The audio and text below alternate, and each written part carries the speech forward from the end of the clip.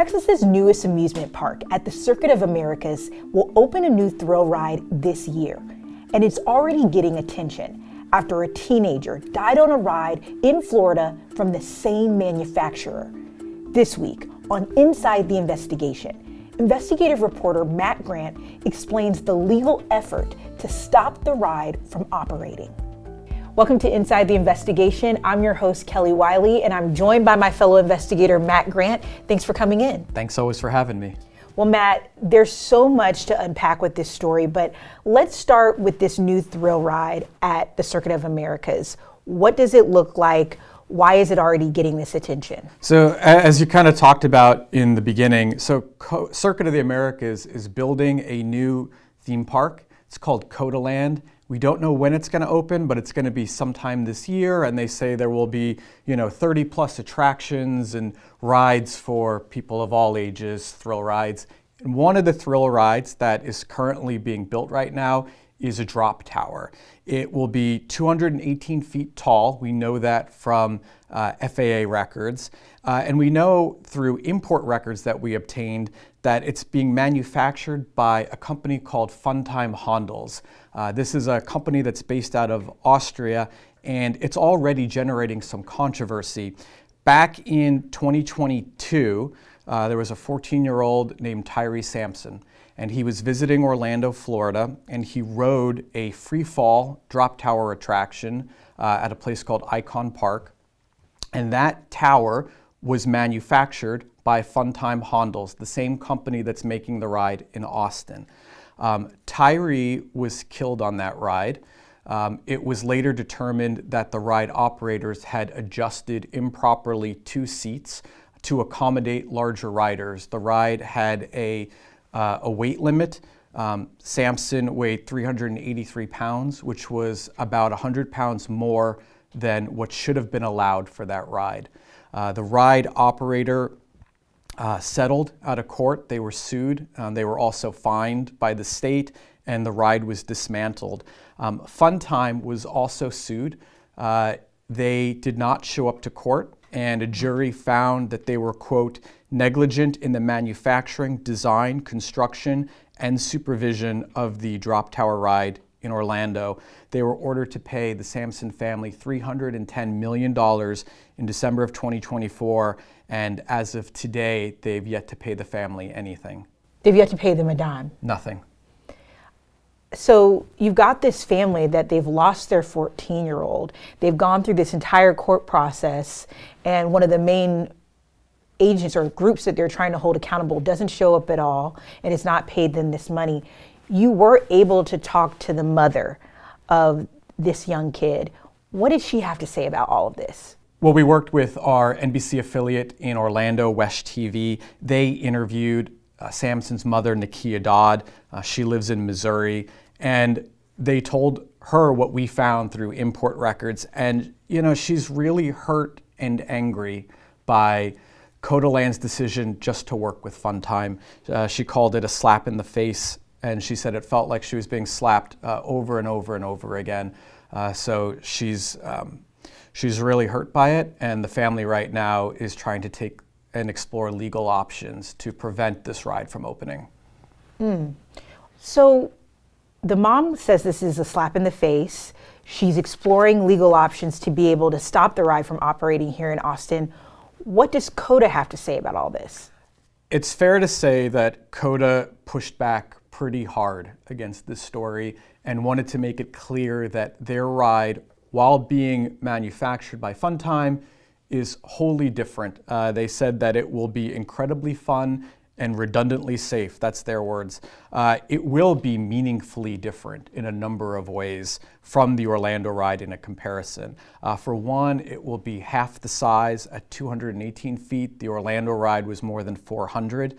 The ride in Austin won't tilt. So the Orlando ride, when it was coming down, it tilted. And what happened was when it was coming down and it stopped, Sampson had slipped out of his seat. So they had a harness But the harness didn't close all the way because it had been adjusted to accommodate larger riders. And so he was able to slip out of what was, I think, a 7-inch gap at the start of the ride. What the Austin ride will do is in addition to a shoulder harness, it will also have a seat belt. So it's an extra layer of security and safety that the Orlando ride did not have. So it won't tilt. It will have those seatbelt restraints in addition to a harness. And then they will also enforce a weight limit. So the Orlando ride clearly did not. What Codaland says is they'll have a scale.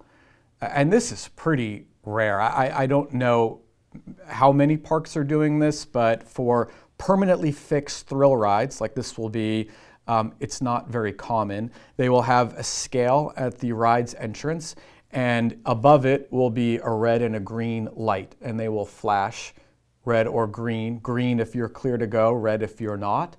And so this way it takes out any subjective judgment on the spot by a ride operator. Because otherwise you might ask someone, which could be uncomfortable, and then you're taking them at their word and you're just eyeing it. You could imagine that would be uncomfortable for someone, for both parties. This way it just takes out any guesswork. Right. You're clear to ride the ride or you're not. And CODA says that they're going to use all new parts, so nothing from the Orlando ride, which was dismantled, will be used in Austin, that this will be built specifically for them, subject to all inspections and regulatory requirements. And importantly, they said that their decision to work with Funtime was made prior to Tyree Sampson's death. So bottom line is they say this ride will be very different from the Orlando ride and safe, and that just because they're working with Funtime, it should not raise concerns from members of the public. Before we get into this manufacturer, I do want to ask, you said that they began working with Funtime before the Tyree Sampson case. Did they tell you at all how they feel about the fact that the manufacturer didn't show up to court, has not paid out this settlement? Codaland has not on the record responded to that, other to say that their decision to work with Funtime was made before Tyree Sampson's death, and they're very confident that this ride will be safe. Obviously, the family and their attorneys feel differently. Okay, so now let's talk about the manufacturing company. What can be done about the fact that they didn't show up to court and have not paid this settlement out to this family? There's not really a lot that they can do outside of the courts. We did reach out to a federal agency. They said that they cannot seize the assets of private foreign companies when there's a judgment against them. So the family is really trying to explore other legal means. And one maneuver they're trying to do, or they're exploring, is filing an injunction in Travis County to try to stop the ride from opening and being built. The thinking is that because Funtime is doing business in Texas, that a Texas judge would force Funtime to pay the family. But the last time I spoke with a representative for the attorney, they said that there's some legal issues that they're running into because of Texas law. So they're exploring all options there. It's unclear if or when that injunction will be filed or how successful it will be. But that's one avenue that they're trying to explore to see if not seizing the asset, if at least a judge would enforce this $310 million judgment, which they want to publicly declare in Travis County.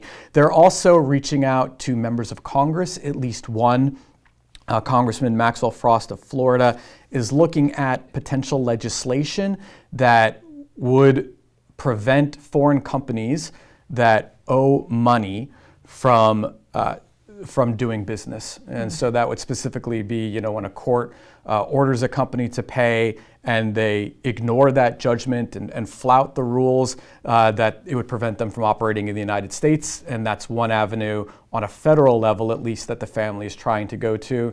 And they're also looking at potential options on the local level as well. But it's going to be a challenge for them. What a complicated issue for these families. A court settlement would never have fully made them whole anyway, but then to have this be the case, I'm sure that's so complicated for them. Do we know if this company has sold similar rides to other theme parks in the United States. They have, yeah. So we requested international import records. We paid for them and we analyzed them, and that's how we found that this ride was being built in the first place before Codaland confirmed that Funtime was the manufacturer.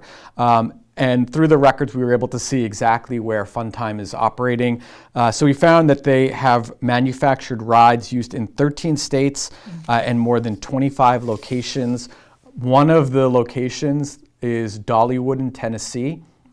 And the Dollywood ride, which opened, I believe, in 2017, that is what Codaland says was the inspiration for its ride. Not the Orlando ride, but the Dollywood ride, because the Dollywood ride also, like the one in Austin, does not tilt. So the Orlando ride was a tilting drop tower. The Dollywood ride does not, and that's what Austin says was the model and the inspiration for its new ride. Dollywood and Funtime both did not respond to our request for comment. Matt, thank you so much for this information. I know a lot of people are very interested in what you found. Thank you so much for being with us. Thank you for having me. You can watch all new episodes of Inside the Investigation on the KXAN Plus app every Friday starting at 1 p.m. Just search for KXAN on your preferred streaming devices, such as Roku, Apple TV, and Amazon Fire TV. You can also listen to KXAN's investigative podcast, where we feature audio versions of our weekly Inside the Investigation episodes. You can find new episodes every Saturday morning wherever you get podcasts. Just search for KXAN Investigates.